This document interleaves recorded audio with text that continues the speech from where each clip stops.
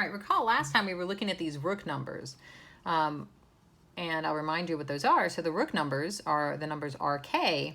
So this is the number of ways to place K non-attacking rooks onto the board B. So remember that we have our board B is some subset of the chessboard that we want to hit with the Rook numbers. So what we can do is we can turn this into a generating function. So we can define R sub B to be the sum for all K greater than or equal to 0, if you like, of R K X to the K.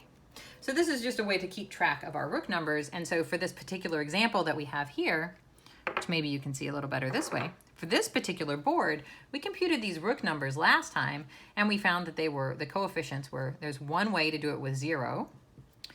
If you're going to have one rook, there are 5 ways. There were 8 ways to do it with 2 rooks. There were 5 ways to do it with 3 rooks. And there was 1 way to do it with all 4 rooks. Okay, so that's an example of computing this rook polynomial. So these are really interesting things. They give us permutations with restricted positions. This would be saying, I want the permutation to be mostly the identity. You can only mess it up a little bit. But again, it's not quite a permutation because I'm only putting K rooks onto the board. So we had that other number that we were looking at, which was the number NJ. So NJ was the number of ways to place N rooks, as many rooks as possible, and now we're counting J hits on the board.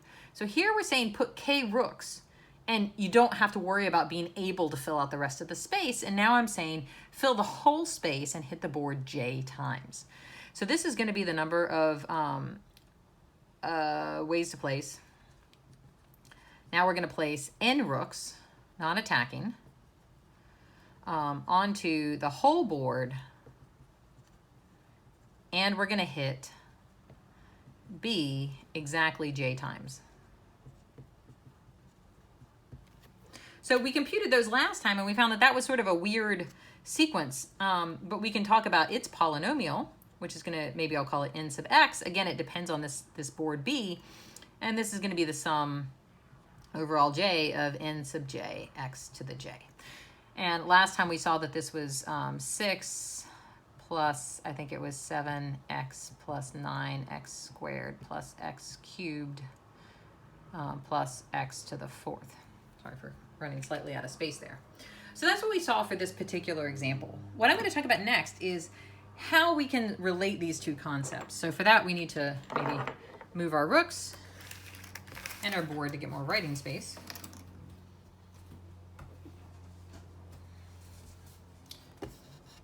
And now we're going to have our theorem. So the theorem is going to be relating this polynomial with our rook polynomial. And this is really making use of the theorem of inclusion exclusion. So let's say n of x is equal to the sum from k equals 0 to n. It could be to infinity, but as we saw, there's no point in having rook placements. So we're going to place the rooks. And we have n minus k factorial x minus 1 to the k. So this is kind of bizarre. This is not the normal type of generating functions that we've seen because of this x minus 1. So let's just do some computations to see that this is actually correct. It's always nice to do a little bit of computation. So if I'm going to work it out for this example, right, for this example board B, if we do this, we're going to have, here are our rook numbers. So starting at 0, we're going to have 1. We're going to get n minus 0 factorial, x minus 1 to the 0. This is my k equals 0 term. My k equal 1 term is going to be 5, n minus 1 factorial, x minus 1. And then I'm going to get 8, n minus 2 factorial, x minus 1 squared, 5, n minus 3 factorial, x minus 1 cubed, and then I'll just get 1, n minus 4 factorial, x minus 1 to the 4th. And now let's be a little more cautious, I guess. These n's were actually all 4s because we're doing a very concrete example. So this is 4 minus 0, 4 minus 1, 4 minus 2, 4 minus 3, and 4 minus 4. So that actually saves us a fair amount of work, but let's just work this out and see if we're really going to get this. And we can do it maybe by checking a few values, but here we're going to get, this is 4 factorial times x minus 1. So this is 24x minus 24, right? Just multiplying it out. Oh, sorry. This is just 24. I forgot this is to the 0, so I just get 24. Here's 3 factorial, which is 6, right? Times 5, which is 30. So here we're going to get minus 30 plus 30x. I just kind of wanted my numbers to line up here. So, okay, so we had 24 minus 30. So currently our constant term is negative 6. Eventually our constant term should be actual 6. So let's keep going and see how this is going to work out. So if we're going down here, we're going to get 4 minus 2 is 2. 2 factorial is 2, so this is 16 is my constant. So I'm going to get 16 minus 32x plus 16x squared. Right? Just multiplying this guy out. And now maybe I'll do the last term because I don't feel like cubing something right now. This is 4 minus 4, which is 0, but it's factorial, so it doesn't die. So this is 0 factorial, which is 1. So we just get x minus 1 to the 4th. So maybe that's worth writing down. And this is 1 factorial. So this is 5 times x minus 1 cubed. And this is going to be just 1 times x minus 1 to the 4th. So without going through the tedium and drudgery of multiplying these out, let's just look at the constant term and what we're going to get.